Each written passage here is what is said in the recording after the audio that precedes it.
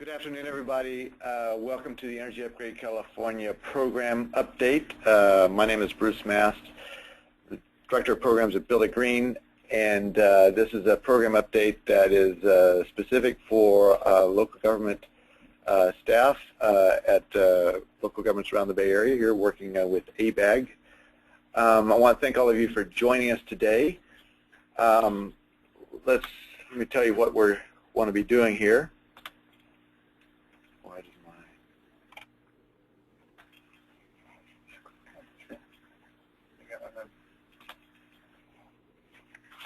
Slight technical difficulty here. I apparently have forgotten how to use a computer.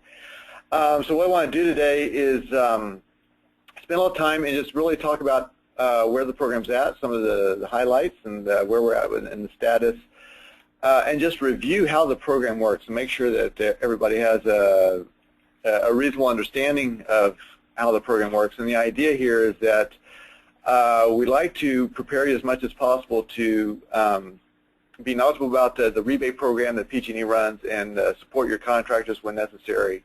And part of the impetus for this is, as we've been working with contractors and working with local governments, we get plenty of calls from local governments, wanting to know where things are going and how things are going, and providing feedback from the contractors. And we want to just prepare you to be, I guess, a better go-between and better advocate, if you will, for the contractors in your community.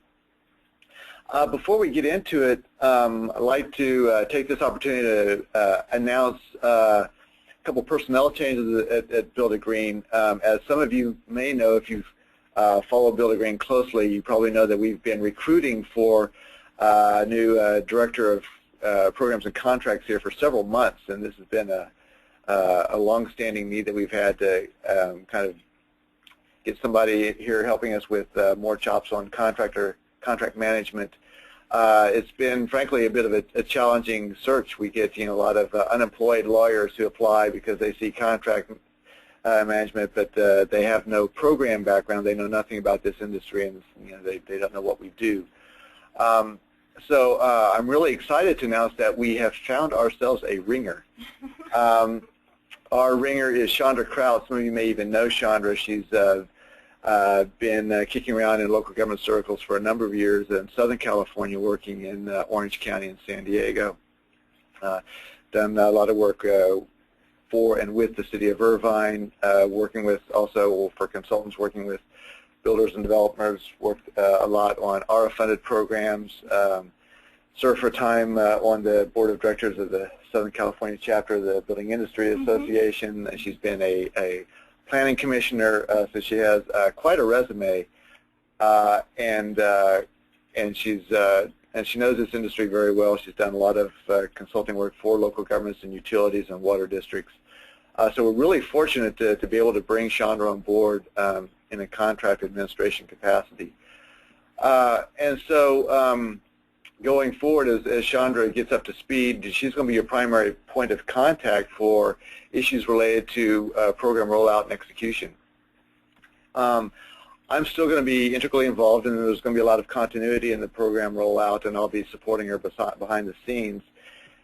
And ironically, you may actually see more of me than you have in the past, because being able to hand off the operations to Chandra is going to free me up more to focus more on forward planning and advocacy, and being more actively engaged with the Energy Commission, the PUC, as they're making policy decisions that affect these programs, and helping to inform those decisions through our on-the-ground experience. And so I may actually be able to see more of you, which would be wonderful. So those are, we're excited about that. Hopefully you share our excitement, and if you don't, then that's a sign that we should move on with our program here. So let's dig into it, and I want to start by just kind of giving you a high-level picture of kind of where we're at currently with the program. Just a couple statistics thrown out there. So we've got 132 contractors currently enrolled in the program. We've got a few that, actually a number that are going through the enrollment process right now, and their paperwork is being processed. The list of fully enrolled program contractors, participating contractors, includes probably close to 100, I believe, that enrolled initially with the pilot and have renewed their enrollment status. I think only 4 dropped out, so we had pretty good carryover from the pilot to the full program. We'll talk a little bit more about kind of what it takes to be a successful contractor. I think there's, let's talk about that a little bit now.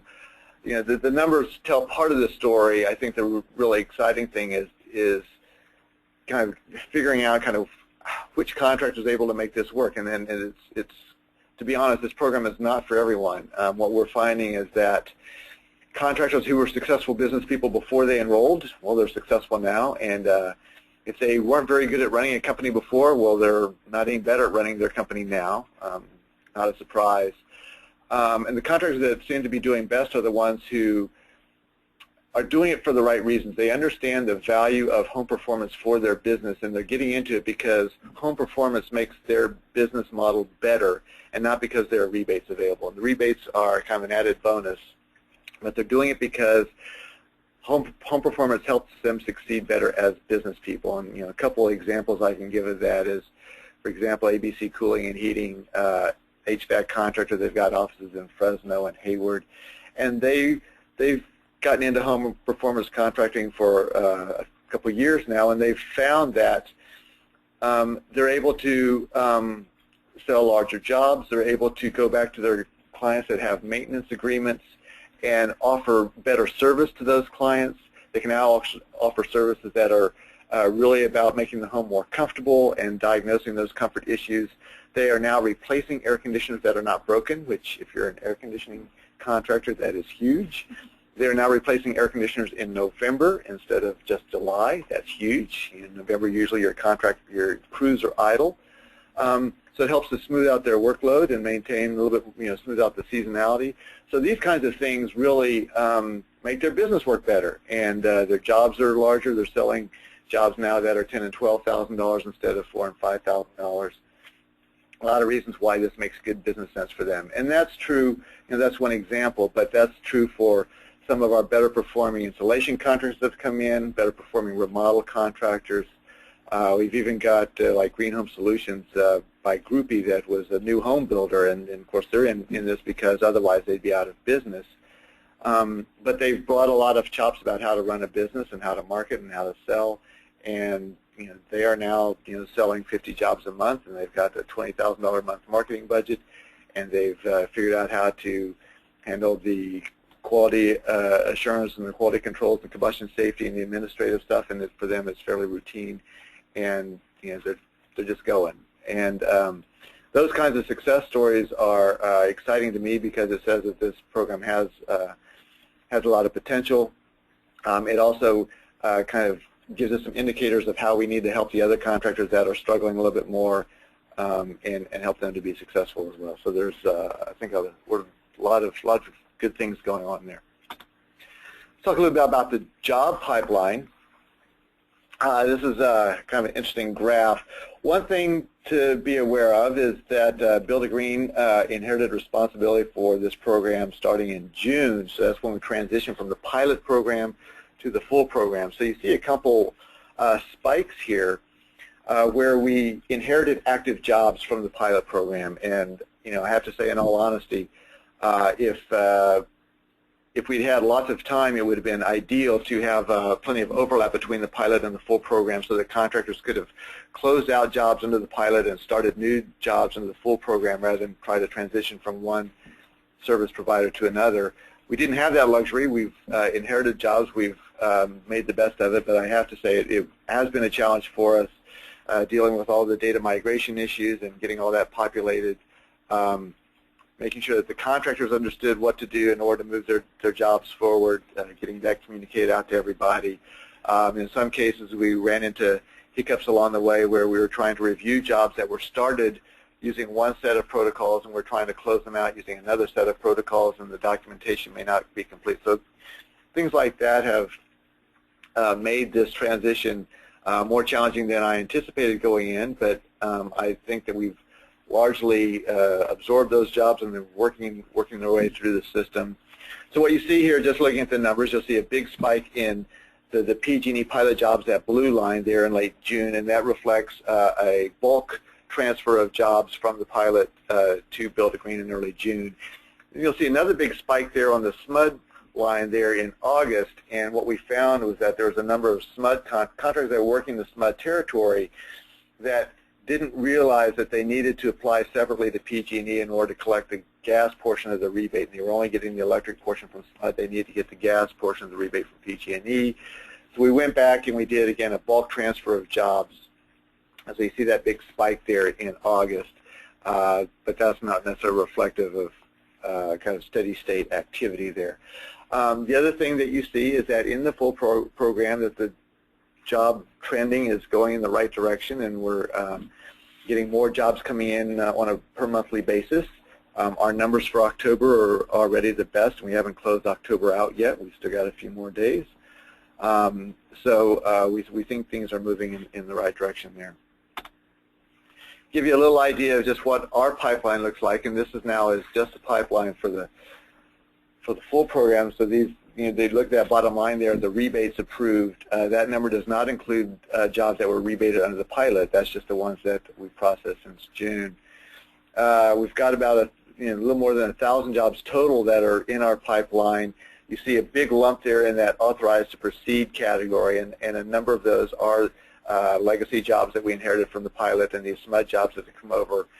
And we've inherited them at this authorized to proceed state, which means that we're basically honoring the green light that they received from the pilot or from SMUD, and we're not going back and second guessing that. We're then waiting for the contractor to come back to us with a full application for the rebate, and then we'll process that and move that through. So that's kind of where we're at right now. And like I say, jobs are starting to flow a little bit better, and we're getting rebates processed and checks are going out the door. Another little interesting graphic. So this is from PG&E. PG&E provided this for us, and I believe this includes both full program as well as pilot program incentives. Kind of see where they're clustered, and what you're seeing here is lots of activity in the Bay Area, lots of activity in the Sacramento area, and that's not too surprising given that SMUD is offering what the equivalent of about $9,000 in rebates when you combine it with the PG&E portion. Got a little hot spot of activity down in Fresno.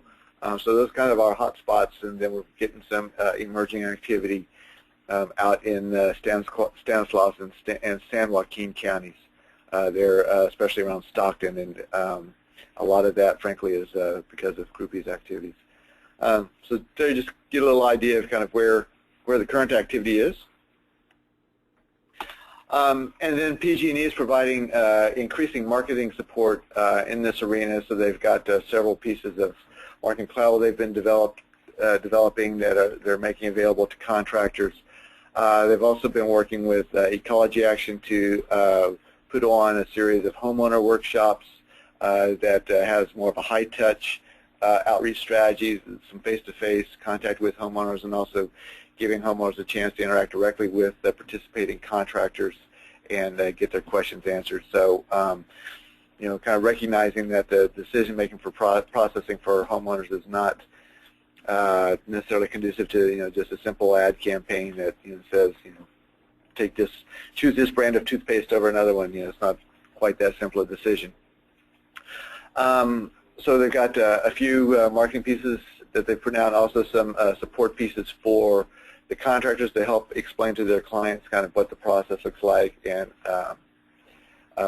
help set expectations for their clients and the customers as they go through this. So that's kind of the big picture of kind of where we're at right now. I want to start talking a little bit more about the mechanics of the program.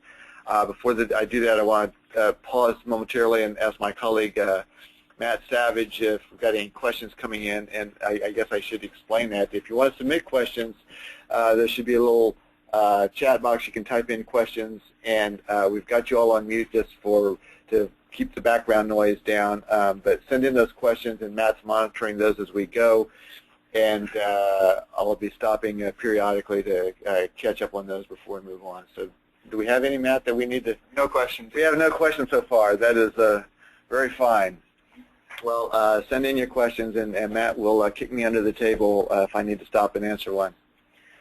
So let's keep going. So I want to make sure that we're all on the same page about kind of the scope of what we're talking about, and we're focusing right now on the PG&E rebate program, and this, as you know, is a piece of Energy Upgrade California. It's not the whole thing, and it doesn't include all of the work that the Energy Commission is doing in Ecology Action and all of you as local governments. It's the portion that PG&E is administering that Building Green is helping them to deliver.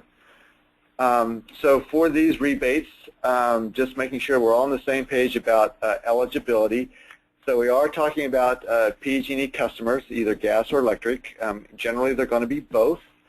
One thing that comes up a lot with contractors, especially contractors that work up in the foothills and more rural areas, is around propane. We do not accept jobs from customers that have propane service, and it's a safety issue around combustion safety and the fact that PG&E is not providing them gas service, and so we can't rely on the gas service reps in those scenarios. So we don't accept jobs from propane customers. Generally not a big deal here in the Bay Area, but be aware of that, and we've run into a couple of situations where that was a problem, but just be aware of that. We are talking about single-family detached residences, single-family detached homes, and again, we aspire to be able to serve 2- and 4-unit buildings. We do not at this point, and we will not until we're absolutely confident that we know how to perform adequate combustion appliance safety testing on those homes. So we continue to research that and work on protocols that would be acceptable there. So, and we don't have a timeline for when we might have those protocols. So for simplicity purposes, our message to contractors is single-family detached homes, and very black and white, cut and dried. Of course, this is an existing home program. It's not new construction. That's generally not complicated. It does not need to be owner-occupied. You can have property owners, landlord-tenant situations. The logistics of working that out and getting rebate checks cut to the right person get to be a little bit more complicated, but it's doable. We've got a few contractors that have kind of made a specialty out of tenant-occupied homes, so we are able to accept those. The program is, I guess, probably better suited for owner-occupied, but rental situations are eligible. And then just one other note, like I said, it is for PG&E gas or electric customers. Most customers in this area are going to get both, but there are customers that get only one fuel or the other. So for example, in the city of Alameda, they get electric service from the city, they get gas service from PG&E. That's fine.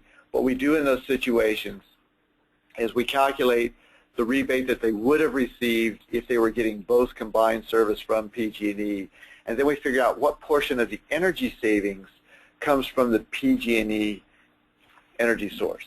So if it's a gas customer, I figure what portion of the energy savings comes from gas end uses.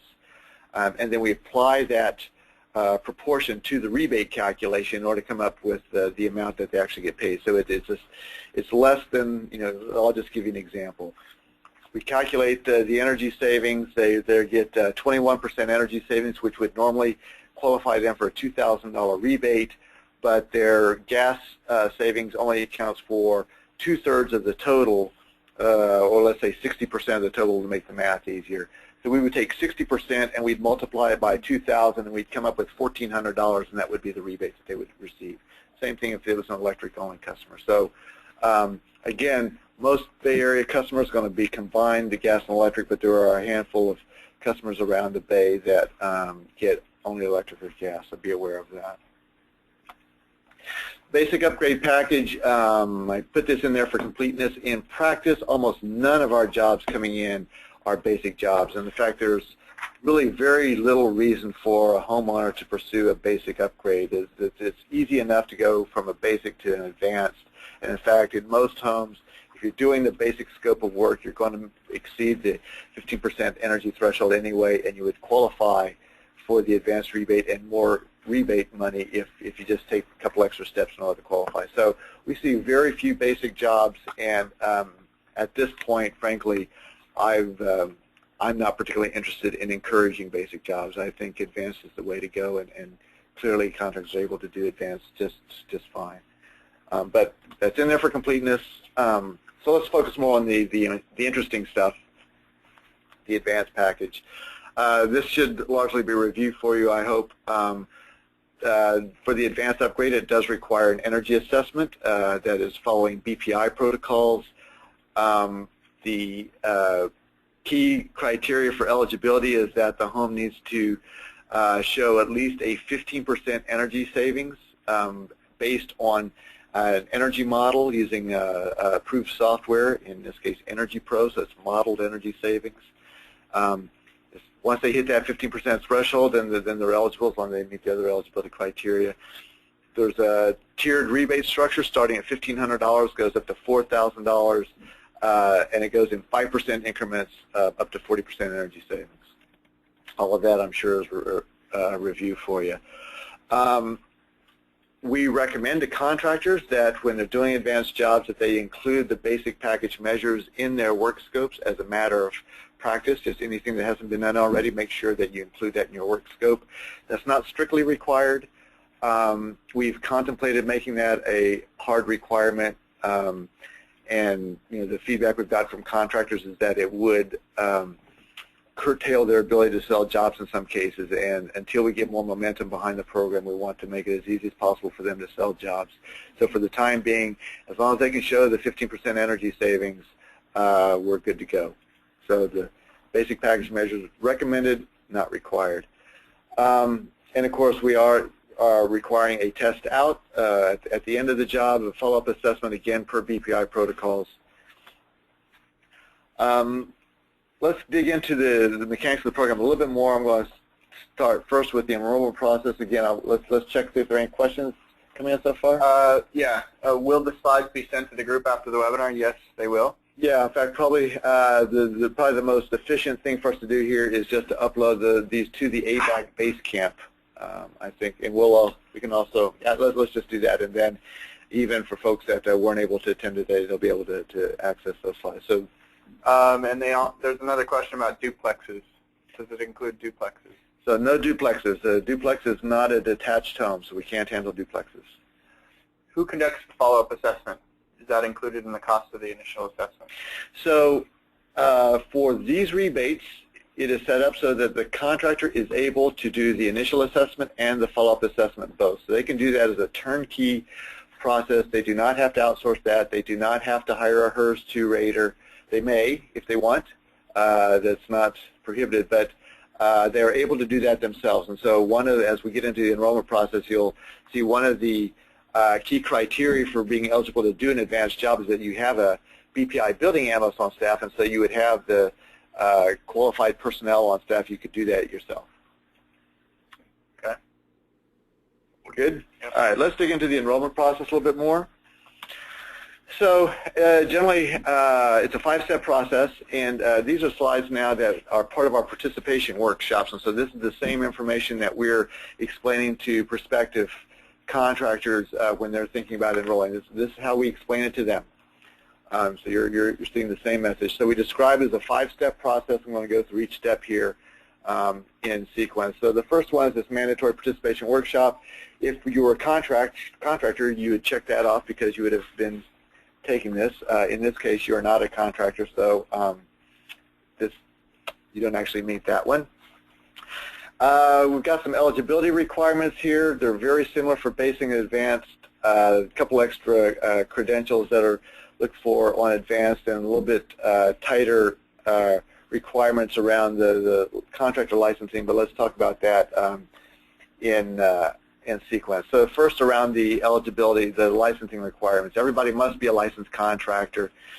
For a basic job, you can be a Class B, which is a general contractor, or you can have a combination of C2 and a C20. So that would make you eligible to do both insulation and air conditioning work. On the advanced side, we require contractors to have a Class B, so to be a general contractor. The rationale for that is that an advanced scope of work could be just about anything. It could require mechanical work, air conditioning, ducts, heating. It could require insulation. It could require window replacement. It could require electrical upgrades if you got knob and tube, or you could require plumbing, and so we want, as a group, we want our contractors to be able to either do the work in-house or be qualified to sub that out so they can provide turnkey service to their customers. And so we require a Class B license. The contractors that are most successful with this program, quite frankly, are the ones that have a Class B and an HVAC license, and they're kind of HVAC contractors that have the Class B license as well, because this program is a particularly good fit with the HVAC contractor business model, I guess is the way to explain it. Insurance requirements, these are pretty standard in the industry. The amounts that are here are generally things that contractors have already. So we're looking for general liability, auto insurance, workers' comp, if they have employees. One little tweak here is that on the general liability, they do need to name Building Green and PG&E as additional insureds. That's usually a very simple administrative step for their insurer to issue a certificate and send it over, and so that's generally pretty trivial. We ask for documentation of 2 years of relevant work experience, and our preferred form of documentation is a contractor license that is more than 2 years old that shows that they've been in business for 2 years and been in business in the industry where they're doing work. We also accept financial records there. The rationale behind this is we're looking for some minimal evidence that they know how to run a business, and this, quite frankly, is a very low bar and does not exclude poor contractors, but we want contractors that know how to market and sell jobs, know how to do customer service, know how to keep their books and pay their taxes, and they have insurance, and all of those soft skills that you need to be successful as a business person. And what we're looking for here is, at least show us evidence that you're still in business after 2 years. And so, like I said, it's a very low bar, but that's the rationale behind that. We have a participation agreement that they need to execute with Building Green. It's got a number of terms in there. One to highlight here is that we do background checks, and we ask them themselves to warrant that they don't have employees that they're sending into people's homes that have a criminal record. Like I say, they give us this assurance in the participation agreement, and then we're also doing independent background checks. We've done about 950 background checks to date, and most people pass with flying colors, but we have screened out a handful of people that have very interesting backgrounds, and so we feel like this is an important step to provide that level of customer protection. We've had a few people with burglary convictions, fencing stolen goods, identity theft, a few things like that, child molestation, just a few things like that that you just don't want on your record for someone that's going into a customer's home. So I think this has been a very prudent thing to have in place. The enrollment application is online. Go to buildinggreenutility.org. I'm going to show you real quickly what that looks like. The portal for contractors is called buildinggreenutility.org, and this is what the landing page looks like. There's a button there in the upper right-hand corner. A contractor clicks on that button that says My Application. This is where they get started. They get to set up a username and password so they can get underway. The password lets them start an application, sign off, come back to it later, add more documents, and complete their application in pieces over time so they don't have to do it all at once. We've got a checklist of all the documentation that we're looking for, so this basically maps to the different eligibility pieces that I just went through. So all of this, these are forms that they can upload, or they can fax it to us, or there's fill-in screens that they can check off and fill in screens on the application forms. In terms of training and certifications, for the advanced upgrade, the key thing is that they need to have an employee on staff who has been trained and certified through the Building Performance Institute. So it has some kind of certification through BPI. If they have that, then they don't need to go and take our basic upgrade package training, and they go straight to work. In the future, we will have a requirement for those building analysts to also complete a training, this advanced technical training on augmented combustion safety protocols that have been under development, but those have not been released yet, and that training is, we have not scheduled those trainings yet because we still need to get our finalize these augmented combustion safety protocols that are in the works. So for the time being, the key thing is have a building analyst on staff, complete the other eligibility requirements, and you're good to go. Basic training it's recommended for everybody, even though it's not required to do the advanced packages. We recommend it for everybody, especially the field crews, because it's very hands-on and it's about good installation practices and focusing on that core list of measures that's in the basic package. And so it's not so much about being a BPI analyst and doing the test in and test out. It's about how to do good installation and understanding at least the basics of home performance so that you understand why you're doing what you're doing. The advanced technical training, like I say, is a one-day workshop that is coming in the future. Not a whole lot to say about it. When we do roll it out, it will focus on some augmented combustion safety procedures that are over and above and in addition to the BPI protocol. So the BPI protocol is what we use now. Going forward, we will continue to use the BPI protocols plus some extra protocols that will fill in some gaps.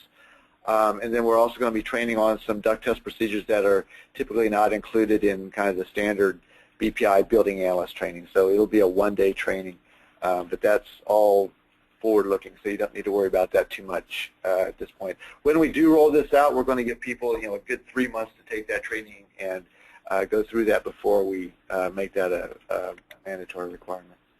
So we'll roll that in incrementally.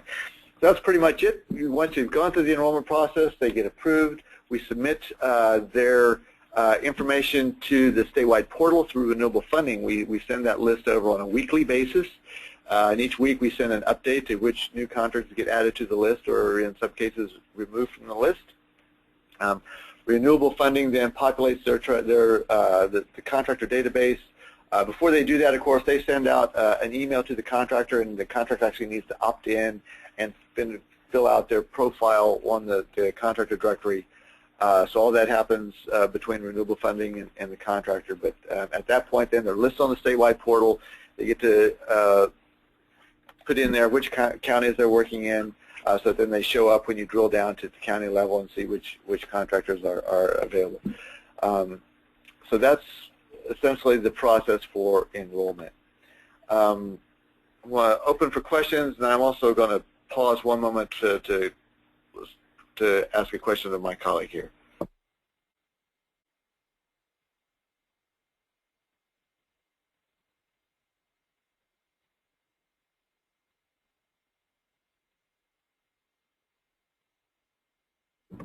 Yeah, there was just a clarification. Not everyone was on the base camp, I guess. So we will email you if you attended on that. There's a couple more questions. Contractors have asked for a helpline for the web portal.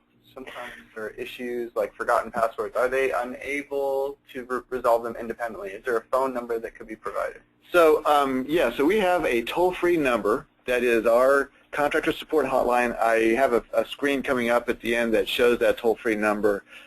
We've also got a couple email addresses that they can send in help requests. So we we publish that pretty, and that frankly is probably your best bet. If you've got a contractor that needs help, your best bet is probably just refer them directly to us. Make sure they've got that number. They know how to reach us, and we've got a whole call center of people standing by to help them with that. Another question on the cost of the contractor training, the basic and advanced, and when is it offered? That's an excellent question. All of the trainings that we deliver on behalf of PG&E are free. That 3-day basic training is free to the contractor. Of course, participation workshops, all that, free to the contractor. The field mentoring that we provide is free. The one limitation for the contractors is that we only deliver those trainings in Stockton. We use PG&E Stockton Training Center. And we do that because those trainings are very hands-on, and we need to be able to actually use the test equipment, and PG&E has a demonstration house there at the training center that's really ideally suited for this. so we're able to do that hands-on training. So I guess the cost to the contractor is their time and their travel to be in Stockton, but we don't charge them any money. And where are they listed, or can I find out about where they are? So, I should also mention we have an events calendar on our portal, buildagreenutility.org. There's an events calendar where we list all of our events, all of our basic trainings, our webinars, our workshops. We also list the homeowner workshops that PG&E is doing, other events as appropriate. And we're doing the basic trainings right now every couple months. We're doing participation workshops. We've got a few live ones that we're doing. We've switched mostly for the participation workshops. We've switched primarily to an online format. We found that webinars are a very effective way of delivering this, and that way we can reach everybody throughout the PG&E service territory, and they don't have to drive a long way, and we don't have to drive a long way. And so that's been working very well for us. And so we do those. We actually have a standing date, the third Tuesday of every month, 2 o'clock, 3-hour participation workshop, and we're able to keep track of who signed on and who attended that workshop, and that qualifies you for that checkbox on the enrollment form. More questions? Great. So let's dig into the job submission and rebate processing part and walk through that a little bit. So here again, this is exactly what we're showing the contractors as we go through this 6-step process here. Site assessment, they're submitting jobs to us both before they go to work and after they go to work.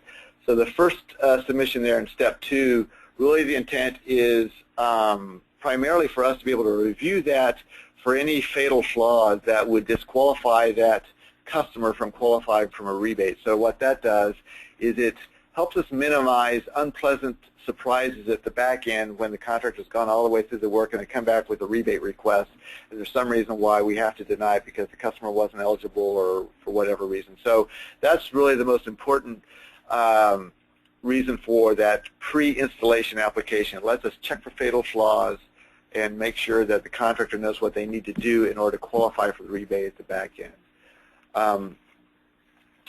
So let's go through this in a little bit more detail. So the site assessment, like I said, is performed per the protocols developed by the Building Performance Institute, and this is integral to their sales process. And so when they're going through and assessing the home, figuring out what the scope of work should look like, what they recommend to the homeowner, they're interviewing the homeowner to understand what their needs are and their priorities.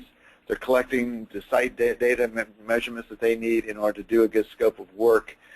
We ask them to collect utility bill data, but that's not required. We ask the contractor we require them to do a combustion appliance safety test up front so they can factor that information into their scope of work. That information, they use that information to model the energy performance if it's an advanced job. They make a proposal to their customers, and the energy models and the scope of work then feeds into their pre-application to Build It Green.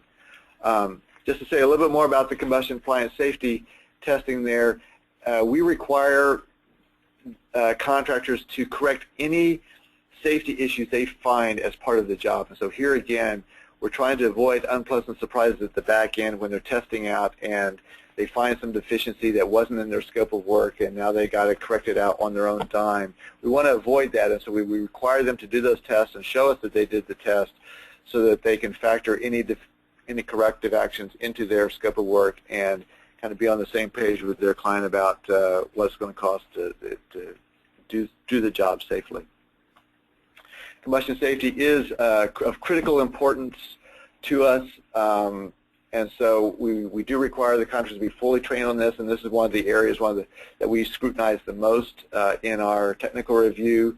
It's probably the most important part of our kind of consumer protection around this program. Is required for both basic and advanced jobs, and like I say, we're working with PG&E to develop some augmented protocols that fill in some gap in the BPI protocols that we'll be rolling out. The other thing to note here is about the energy modeling, and this has been one of the areas that for some contractors has been one of their bigger challenges. We've got plenty of contractors, they know the building science, they know the combustion safety stuff, but they're not as familiar with the energy modeling. And in some cases we actually recommend to them that they should consider outsourcing that task to a trained professional, and one source for that, for example, is the California Association of Building Energy Consultants, CABEC. Through them you can find certified energy plan examiners or certified energy analysts that have specific training around energy modeling and Energy Pro. Also, the HERS 2 raters are getting training on energy modeling as part of their training. So where contractors need that proficiency, they can either bring that in-house or they can outsource it. But either way, this is an important part for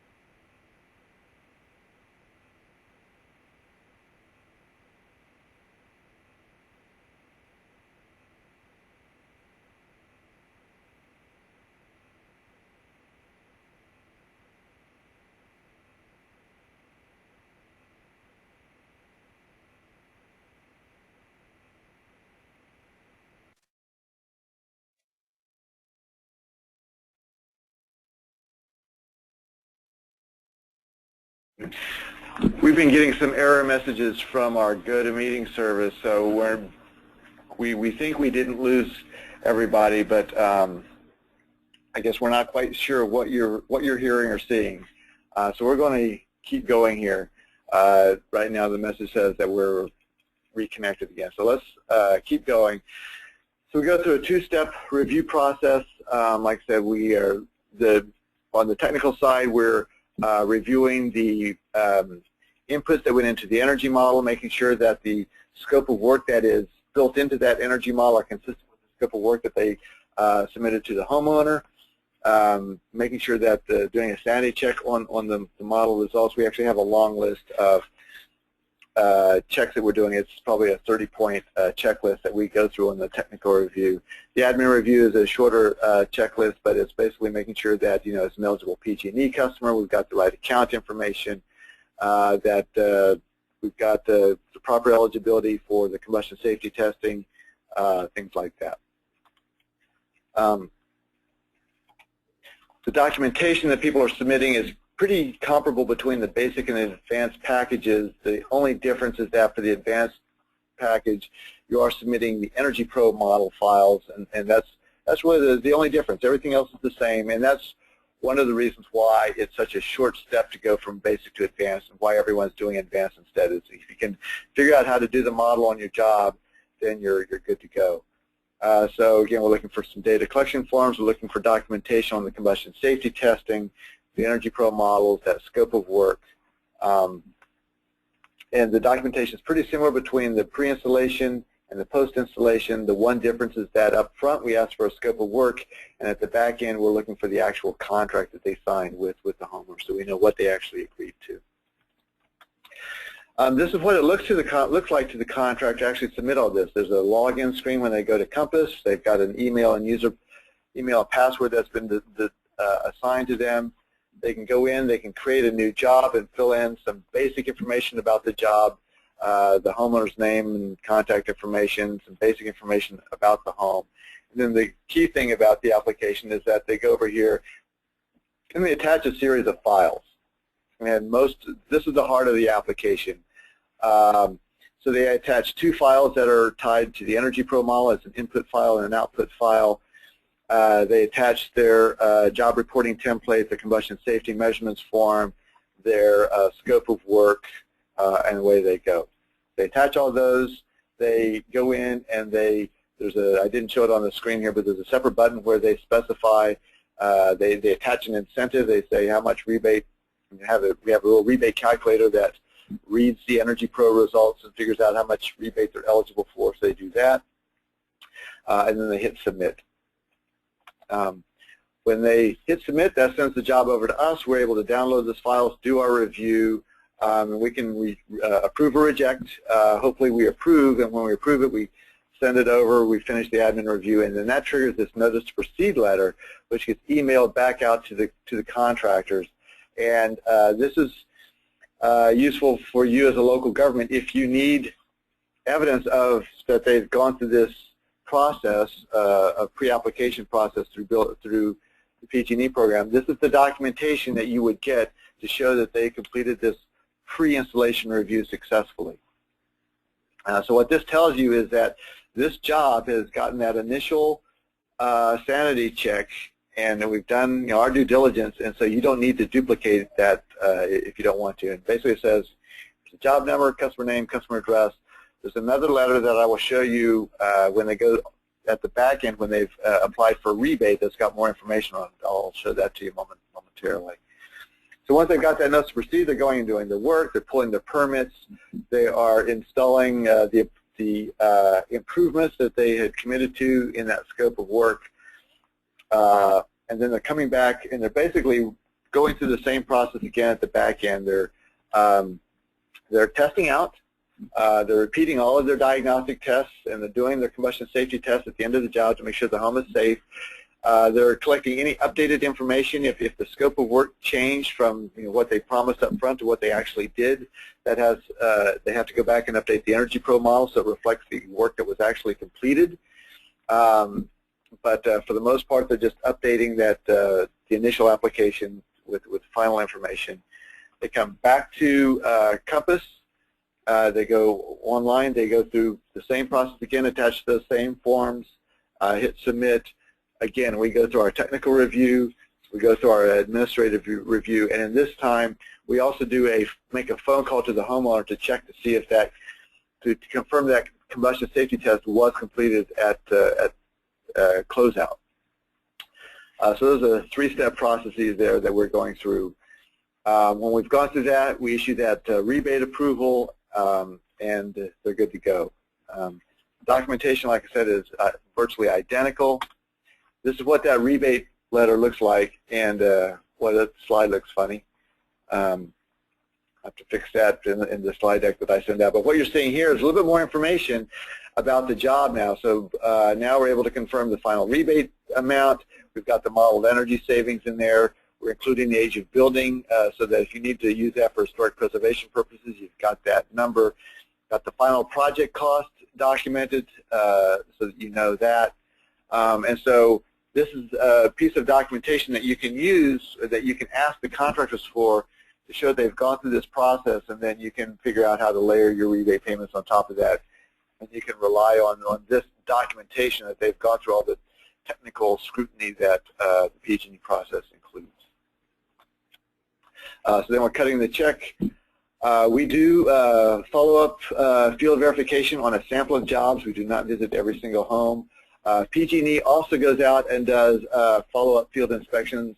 Right now they're inspecting 100% of the jobs, and they're redoing their, the combustion safety test to make absolutely certain that those homes are in a safe condition. So it's just one more layer of consumer protection there in the process. But all that is after the contractor is complete.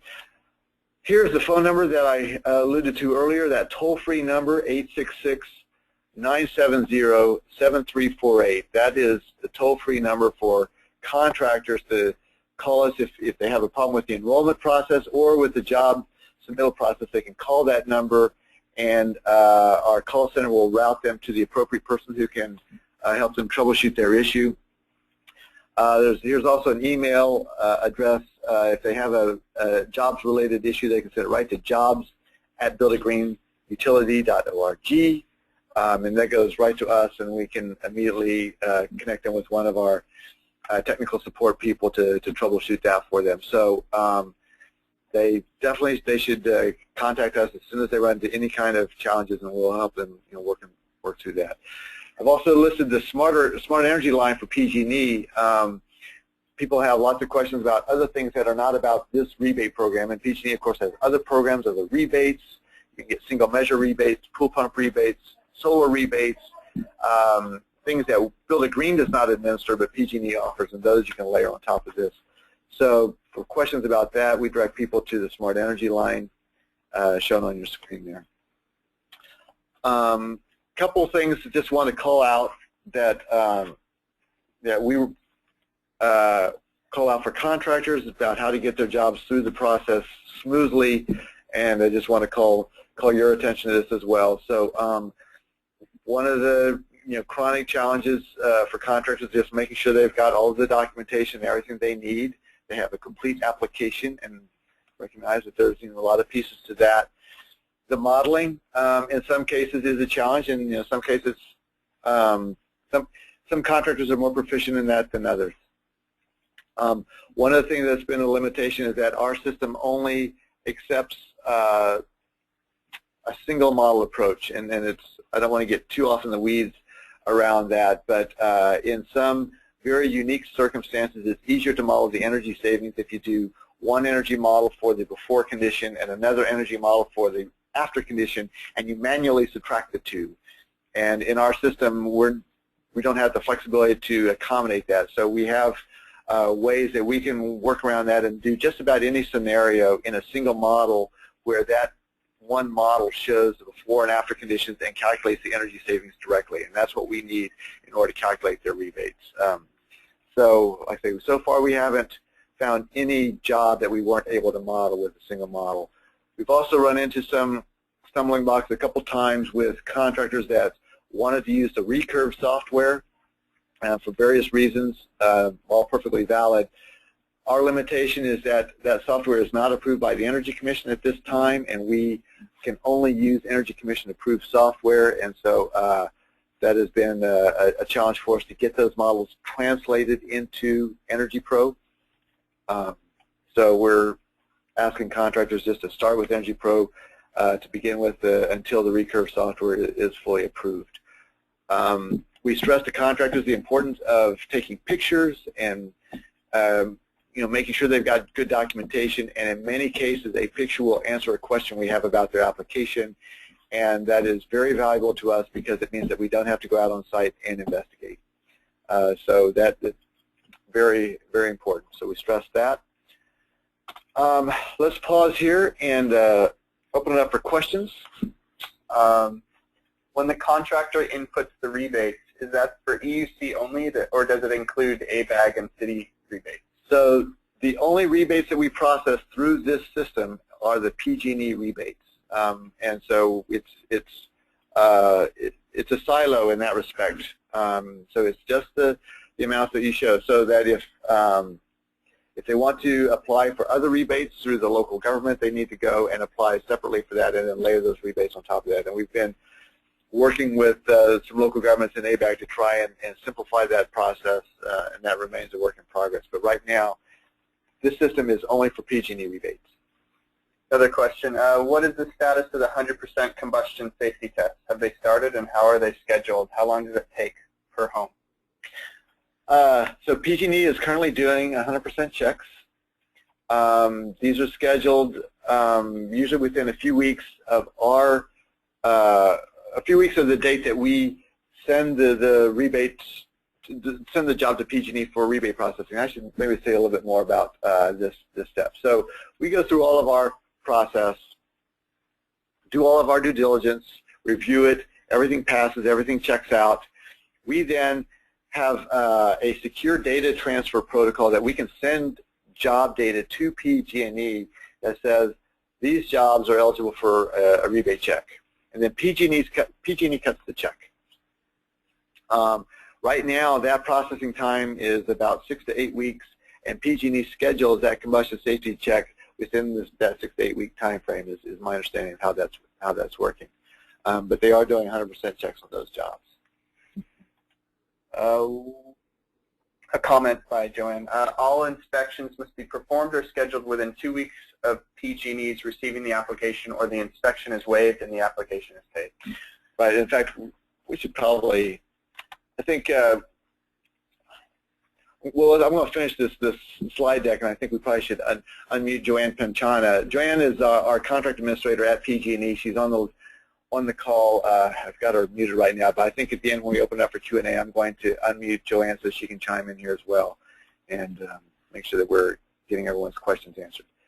Are there any other where we're good for that? Yeah, let's keep going.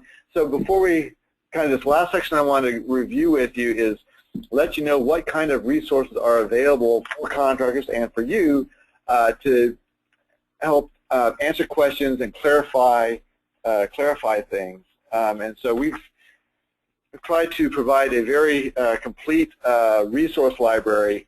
The website, again here, builditgreenutility.org. On that website, we've got a few things. We've got an event calendar. I referenced that before, where all of our events and related energy upgrade events are listed, and you can go on there, and there's generally a hyperlink where you can go and RSVP if you want to sign up for an event.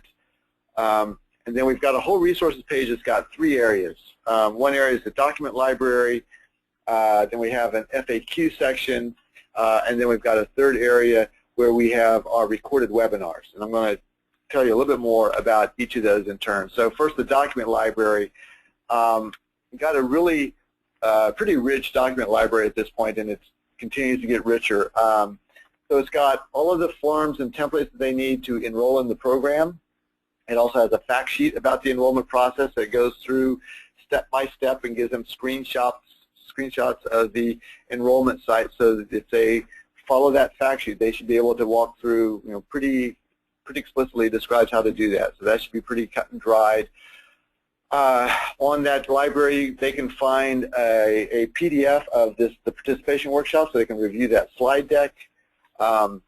The key enrollment documents are up there, the participation agreement, the contractor handbook is there, the combustion safety protocols, all of those available on that document library, and people can review those even before they decide whether they're going to enroll, so they can get a complete picture of kind of what's expected there. We've got a pretty complete set of job submission forms, again, all the tools and templates around that. A lot of fact sheets that take them through step by step in the job submission process.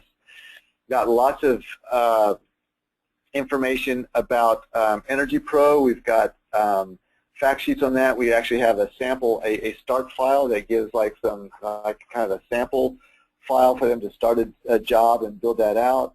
We've got a little fact sheet on how to create the export files, the XML files that we need. We've got information about the Energy Pro basics. We've got a checklist that we use for our desktop review, all of the things that we're looking for, and kind of all of the outcomes, whether we fail the job or reject it and send it back, or whether we just ask the contractor to do it fix it in the future, or we just correct it ourselves. We have these outcome statuses there so that contractors can see what we are looking for when we do our technical review. So they can go to that and use that to kind of make sure that their jobs are ready for review the first time they submit them. Let's see if there are any other highlights there. Got a fact sheet about how to find their customer service IDs, and how do you look at the utility bill and figure out which is the gas service ID and which is the electric service ID, and that turns out to be very important. So very rich resource library. I'd encourage you to browse it as well. And again, if you are on the front lines providing support for the contractors in your community, I think the more familiar you are with those resources, I think the better prepared you will be to help your contractors through the program. Yeah, and I've also just uploaded recently, it's a link that you can only get to if you know it. It's builditgreenutility.org/participation-workshop, and it's a recording, a full-length recording of the 3-hour workshop for you to view, which I'll sync up with Bruce and make sure that's included in the PowerPoint, but it's very accessible to you and to forward on to people. That's great. The other thing I just wanted to call out is we do have a library of recorded webinars. I just listed the ones that are there now. What you can see here is we've been doing a couple webinars a month here going back to April. And early on, the initial webinars were about the transition, and here's the basics about the enrollment process. Here's how to submit a job. More recently, we've been getting into more specific topics about Energy Pro, training how to use Green Energy Compass, walking them through some of the best practices for getting their jobs submitted, and calling out some of the kind of typical reasons that we find for rejecting jobs. The most recent one we did, we presented this and they know how to use that to prepare their applications.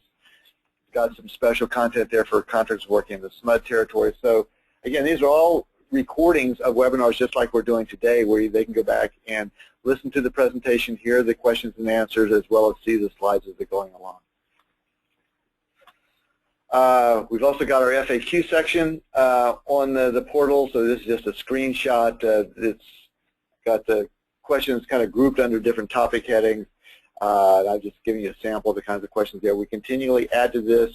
These questions typically are the questions that are coming to us from the customer service hotlines, and as we kind of help people through these sticky issues, we document kind of what the resolution is, and we put it up here on our website. We also include these FAQs in our monthly newsletters that go out at the beginning of each month. So we're trying as much as possible to give contractors easy access to fairly detailed information about how the program works. Let's see, more to say about that. I think we've covered that. Again, I wanted to go back and reiterate some of the contact information. There's that toll-free number. The two key websites that contractors need to be aware of. One is the builditgreenutility.org. That's for contractor enrollment and for submitting jobs. And of course, the statewide portal at energyupgradeca.org.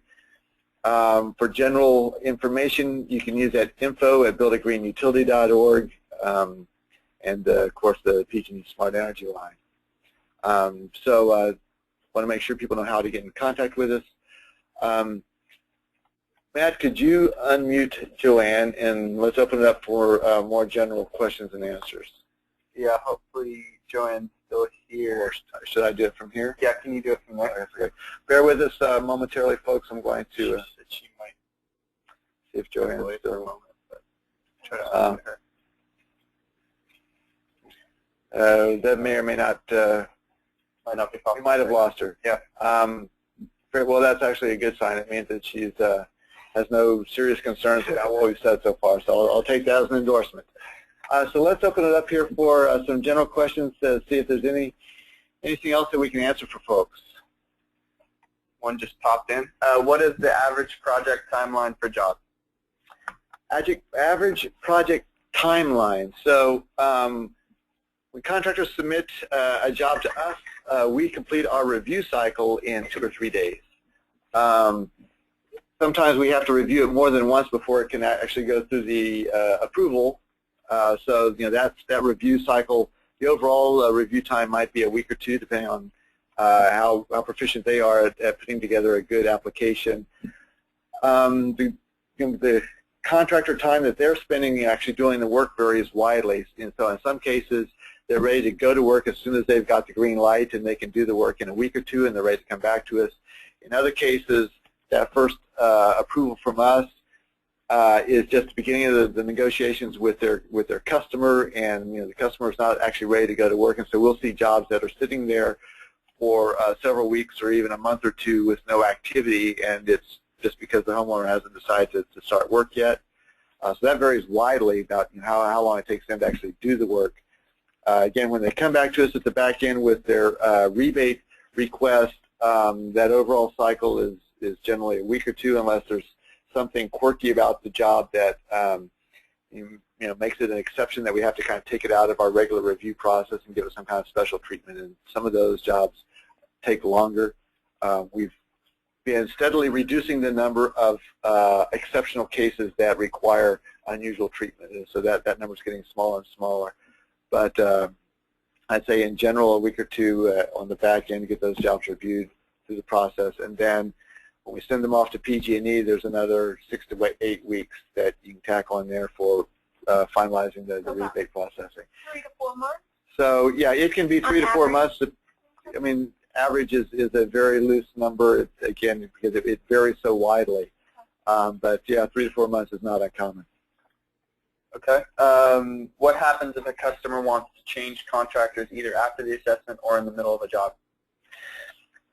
So homeowners, if they want to change in the middle of the job, that gets messy.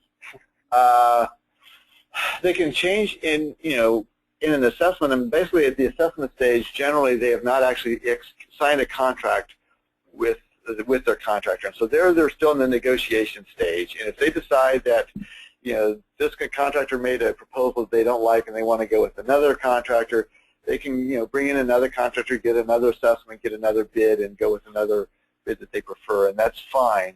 That generally happens long before we even see the job. Once they get in there and they start doing the work, and then they want to switch, then of course that becomes sticky. It's generally not something that we want to get involved in, because then you get into issues of what was the homeowner's contract with the contractor, and can you terminate that, and can you start another contract? And so we try to stay out of those bilateral contracting issues between the homeowner and the contractor, unless we've gotten involved in a couple of cases where the contractor was providing very bad customer service, and we've intervened in those cases. But we really try to stay out of that. There's no questions at the moment. All right. So all right. Type it in if you have them. Yeah, so we'll give you another minute or so if you'd like to submit another question. And of course, you can always contact us directly at Build It Green. We want to be as accessible to you as possible. My email address is bruce@builditgreen.org. My colleague Chandra Kraut, her email address is CKROUT@builditgreen.org. You can contact either of us with any follow-up questions. And of course, if you've got kind of routine implementation questions around a specific job or specific contractor status, I encourage you just to send it directly to the email on the screen there, so that that's the quickest way to get it routed to the appropriate staff who can take care of those individual questions about specific contractors or specific jobs. So come to Chandra or myself if you have kind of a high-level program-related question. So that'd be my advice. Some questions came in. Can you clarify the combustion test that Joanne was discussing? What was the 2-week deadline? So what she was clarifying was that when we submit a job to PG&E and say it's ready for rebate payment, PG&E gives themselves a 2-week window to schedule that follow-up site visit. And they try to get out within 2 weeks and visit the home and repeat the combustion safety test and make sure that that home is in absolutely safe condition and there's no callback for the contractor, nothing that needs to be corrected. And if they're not able to schedule it in that 2-week period, then they check it off and said, okay, we missed our chance, we're going to move on. Does it really take 6 to 8 weeks for the homeowner to receive their check from PG&E? No, it does not. But for purposes of public communications to contractors and to homeowners, that would be the prudent expectation to set. And in practice, that payment period is steadily declining, and lately it's been under 30 days but for public communication, please use the 6 to 8 week time frame. That's also, PG&E has just developed a new fact sheet for contractors to provide to their customers. It's a what to expect fact sheet that says this is what's going to go on, and one of the things that it says in writing is that the rebate payment period is 6 to 8 weeks. So please use that as the kind of official sanctioned response to any contractors or homeowners who ask. Any more questions? Please type them in. Okay. Joanne said she would be back at 2:15, so that's a couple minutes if she does want to say something. Okay. Yeah. Another couple questions. Why are we calling it Whole House Rebate Program when the marketing program is Energy Upgrade California? I just went onto the EUC website, and it is confusing to have two sets of contractors. So we have one set of contractors. Well, let me be clear. Well, the contractors who are eligible to perform energy improvements in the PG&E service territory are contractors who have enrolled through the process that I just described. The term Whole House Rebate Program is it's an administrative name. We use it to explain to contractors the difference between Build a Green scope of work and the PG&E role in Energy Upgrade California versus the scope of work and the role that you as the local government play, or Ecology Action, or the Energy Commission. So when we explain this to homeowners and contractors, we put it in this broader context that there are multiple players with multiple funding sources that are all collaborating under the Energy Upgrade California umbrella, and what we're presenting here today is one piece of the Energy Upgrade California program, which is the PG&E Whole House Rebate. Great. Some more questions coming in. There's a list called Whole House Energy Rater on the EUC website next to the list for EUC affiliated contractors. More like a comment than maybe confusion. Yeah, so that's an important thing to note. So there are other building professionals who are listed on the contractor directory at the statewide portal. So that statewide portal lists installation contractors that come from the investor-owned utilities. It lists HERS raters that come from, I believe, from the HERS providers. It lists solar contractors that are eligible through the Go Solar California program. It lists green building professionals that actually comes from Build It Green from a different, but not through our PG&E program.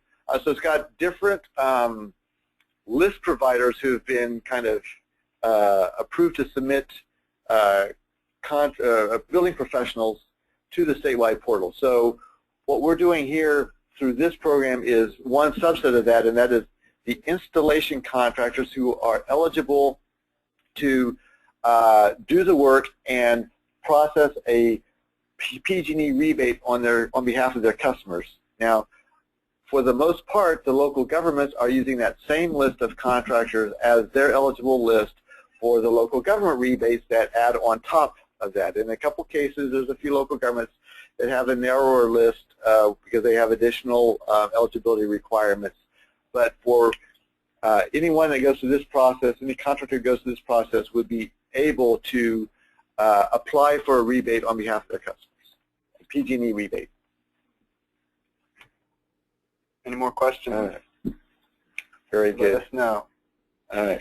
Let's take one more check and see if Joanne's back with us, and if she is, we'll invite any questions you have of Joanne, and if not, then I'm going to, no, I think she's still away from her desk. Another question. All right, one more question, this last question, and then we're going to wrap up. Okay. If a home fails the PG&E combustion safety test, once fixed, will there be a second PG&E test? No. So they do their test. If there's a failure, and this goes also if we're doing our quality assurance and we find a failure. If there is a failure, the contractor needs to come out and correct the failure and document that the correction was made, and we can do that with photo documentation. There's a couple of different ways that we can do it depending on the work scope that's required. But we get documentation from them that it was done, and at that point then we're good to go and we don't need to do another retest. I want to thank everybody for joining us today. I appreciate your time and attention, and I hope you found this helpful for understanding how to better help the contractors that you're working with and help you be a better prepared advocate for them, and we appreciate your help in working with the contractors. You know, we don't have boots on the ground in every community, and so we try to do as much as we can to help the contractors, but we really appreciate the fact that you are there locally and that you have, in some cases, much closer relationships, and we appreciate your assistance in helping contractors understand the program and navigate it successfully and complete jobs and save more energy. So I want to thank you for all your efforts, and look forward to continue working with you on implementation and getting more jobs done, getting more contractors enrolled, and making this a successful program. So thank you again. Have a great weekend, and we will see you out in the field. Have a good day. Bye. Bye.